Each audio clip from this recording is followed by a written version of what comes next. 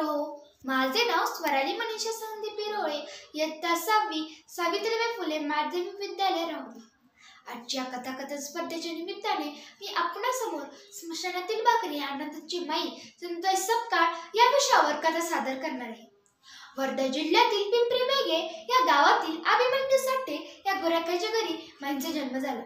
जिंदी या नावापासून सुरू झालेला त्यांचा जीवन प्रवास थेट आणि त्यांची माई सिंधुताई सपकाळ इथपर्यंत येऊन पोहोचला होता. आज मी त्यांच्या जीवनावर आधारित स्मशानातील भाकरी ही सुप्रसिद्ध कथा सादर करणार आहे. ही कथा जीवनाला एक नवीन दिशा देते.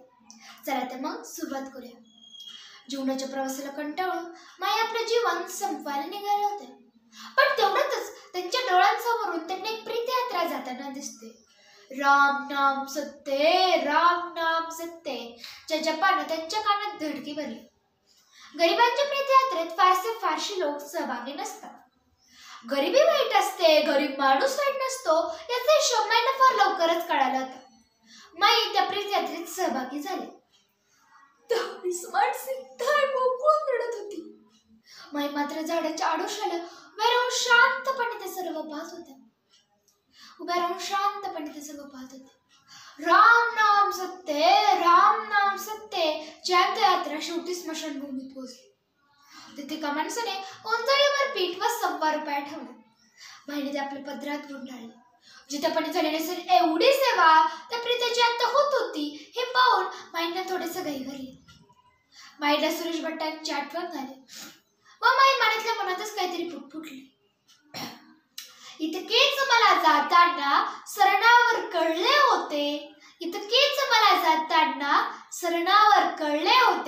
मरणाने केली सुटका, जगण्याने छळले होते. एकटाच त्या रात्री आशेने तेवत होतो. मी विझलो तेव्हा सारे आकाश उजळले होते. घेतला विश्वास कंठ होता कापलेला. पोळलेला प्राण माझा बोलण्याआधीच गेला होता. जीवनाची प्रेतयात्रा थांबली जेव्हा स्मशानी. घेतला काढून खांदा ओळखीच्याच माणस.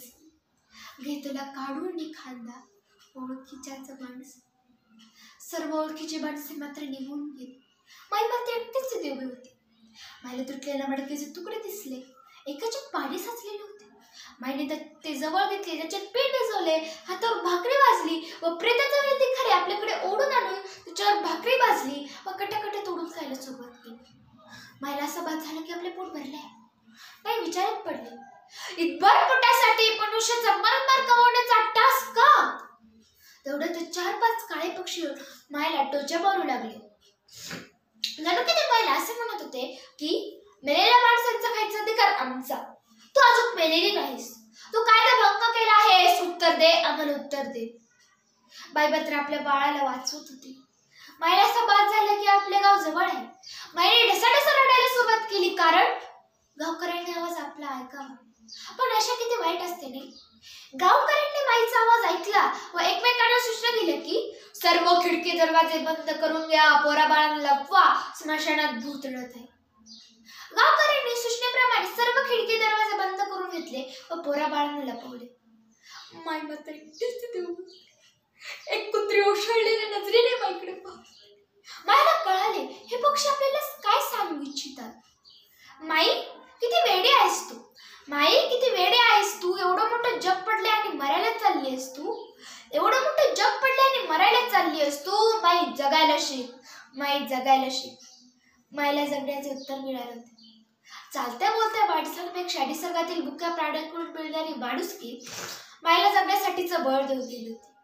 माई आता एका लेकराची आई न राहता असंख्य अनाथांची माय बनून गेली होती. माईला सुरेश भट्टांच्या काही ओळी आठवल्या. फुलांच्या पायघड्यावरून चालताना काटे बोचले तर सहन करायला शिका. कारण काट्यांना फक्त बोचणं माहिती असतं, त्यामागील वेदना माहिती. कारण काट्यांना फक्त बोचणं माहिती असतं, त्यामागील वेदना माहिती नसतात. म्हणून पाय घट्ट रोवायला शिका, पाय घट्ट रोवायला शिका.